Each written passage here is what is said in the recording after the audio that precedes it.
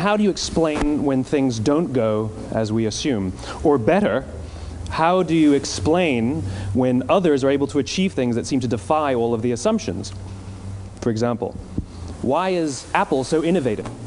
Year after year after year after year, they're more innovative than all their competition. And yet, they're just a computer company. They're just like everyone else. They have the same access to the same talent, the same agencies, the same consultants, the same media. Then why is it that they seem to have something different? Why is it that Martin Luther King led the civil rights movement? He wasn't the only man who suffered in a pre-civil rights America, and he certainly wasn't the only great orator of the day. Why him? And why is it that the Wright brothers were able to figure out controlled powered manned flight when there were certainly other teams who were better qualified, better funded, and they didn't achieve powered manned flight, and the Wright brothers beat them to it? There's something else at play here.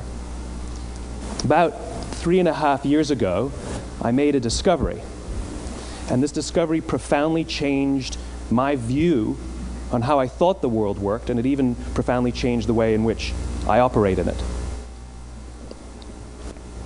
As it turns out, there's a pattern. As it turns out, all the great and inspiring leaders and organizations in the world, whether it's Apple or Martin Luther King or the Wright brothers, they all think, act, and communicate the exact same way, and it's the complete opposite to everyone else.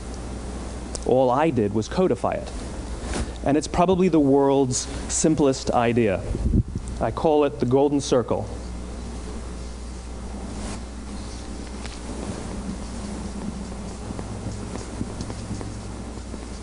Why, how, what? This little idea explains why some organizations and some leaders are able to inspire where others aren't. Let me define the terms really quickly. Every single person, every single organization on the planet knows what they do, 100%. Some know how they do it, whether you call it your differentiating value proposition or your proprietary process or your USP. But very, very few people or organizations know why they do what they do. And by why, I don't mean to make a profit. That's a result. It's always a result. By why, I mean what's your purpose? What's your cause? What's your belief? Why does your organization exist? Why do you get out of bed in the morning? And why should anyone care? Well, as a result, the way we think, the way we act, the way we communicate is from the outside in. It's obvious. We go from the clearest thing to the fuzziest thing. But the inspired leaders and the inspired organizations, regardless of their size, regardless of their industry, all think, act, and communicate from the inside out. Let me give you an example. I use Apple because they're easy to understand and everybody gets it. If Apple were like everyone else, a marketing message from them might sound like this. We make great computers. They're beautifully designed, simple to use, and user-friendly. Want to buy one? Meh. And that's how most of us communicate. That's how most marketing is done, that's how most sales is done, and that's how most of us communicate interpersonally. We say what we do, we say how we're different or how we're better, and we expect some sort of behavior, a purchase, a vote, something like that. Here's our new law firm. We have the best lawyers with the biggest clients. We have, we always perform for our clients, do business with us. Here's our new car. It gets great gas mileage. It has, leather seats. Buy our car. But it's uninspiring. Here's how Apple actually communicates. Everything we do, we believe in challenging the status quo. We believe in thinking differently.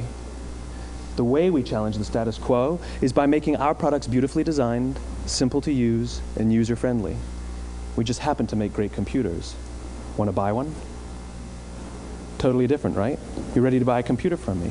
All I did was reverse the order of the information. What it proves to us is that people don't buy what you do, people buy why you do it. People don't buy what you do, they buy why you do it. This explains why every single person in this room is perfectly comfortable buying a computer from Apple. But we're also perfectly comfortable buying an MP3 player from Apple, or a phone from Apple, or a DVR from Apple. But as I said before, Apple's just a computer company. There's nothing that distinguishes them structurally from any of their competitors. Their competitors are all equally qualified to make all of these products. In fact, they tried. A few years ago, Gateway came out with flat-screen TVs. They're eminently qualified to make flat-screen TVs. They've been making flat-screen monitors for years. Nobody bought one.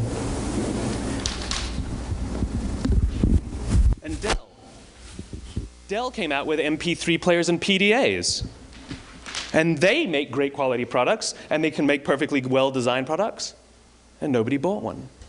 In fact, talking about it now, we can't even imagine buying an MP3 player from Dell. Why would you buy an MP3 player from a computer company?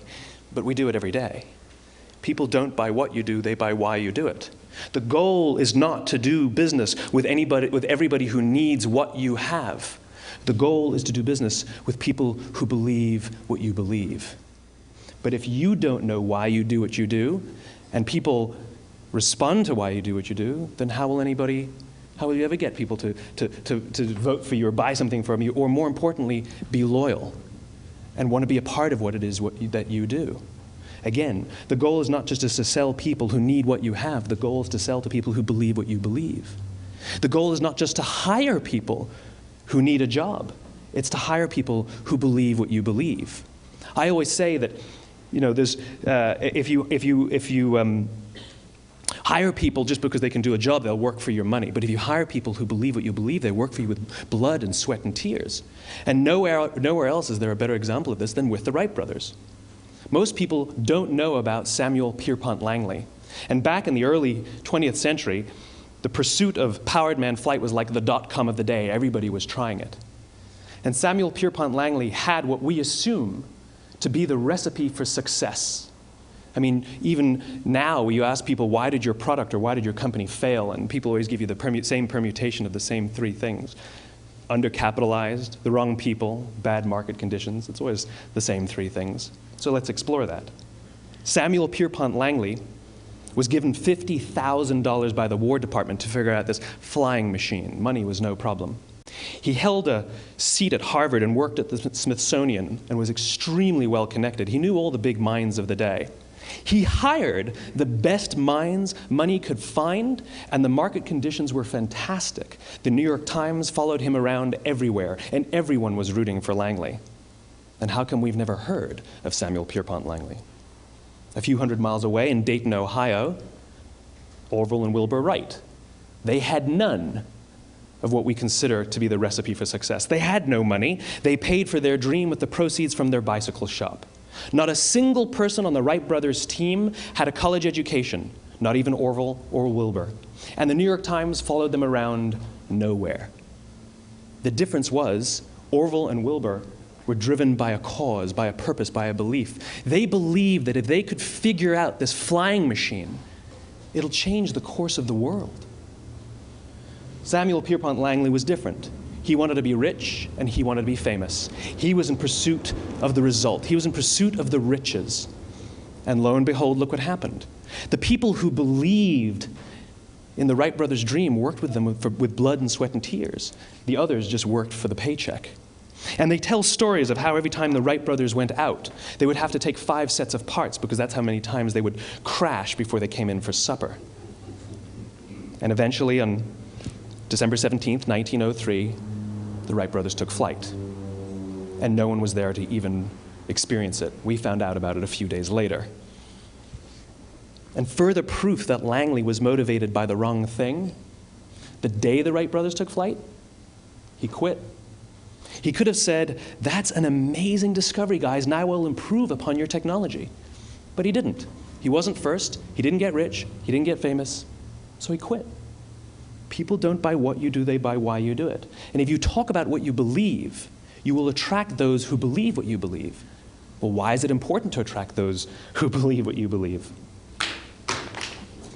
People don't buy what you do, they buy why you do it. And what you do simply proves what you believe. In fact, people will do the things that prove what they believe. People don't buy what you do, they buy why you do it, and what you do simply serves as the proof of what you believe. Now let me give you a successful example of the law of diffusion of innovation. In the summer of 1963, 250,000 people showed up on the Mall in Washington to hear Dr. King speak. They sent out no invitations, and there was no website to check the date. How do you do that? Well, Dr. King wasn't the only man in America who was a great orator. He wasn't the only man in America who suffered in a pre-civil rights America. In fact, some of his ideas were bad. But he had a gift. He didn't go around telling people what needed to change in America. He went around and told people what he believed. I believe, I believe, I believe, he told people. And people who believed what he believed took his cause and they made it their own, and they told people.